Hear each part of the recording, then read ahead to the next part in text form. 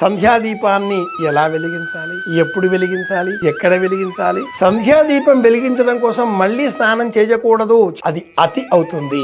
కాళ్ళు చేతులు కడుక్కొని చక్కగా బొట్టు పెట్టుకొని పరిశుభ్రమైన మనస్సుతో దేవతారాధన చేసేటటువంటి చోట దీపం వెలిగించి తులసి గుమ్మం దగ్గర తులసి కోట వద్ద దీపం వెలిగించాలి. పూర్వకాలంలో ప్రధాన ద్వారానికి తలుపుకు ఇరువైపులా కూడా దీపం గూళ్ళు ఉండేవి. ఆ దీపం గూళ్ళల్లో కూడా దీపాలు వెలిగించేటటువంటి వారు. సూర్యాస్తమయానికి 48 నిమిషాల కంటే పూర్వం 48 మినిట్స్ అని చెప్పుకున్నాం, లేదా 45 మినిట్స్ ఉజ్జాయింపుగా ఈ సమయంలోనే దీపారాధన చెయ్యాలి. చీకట్లు పడిపోయిన తర్వాత కాదు.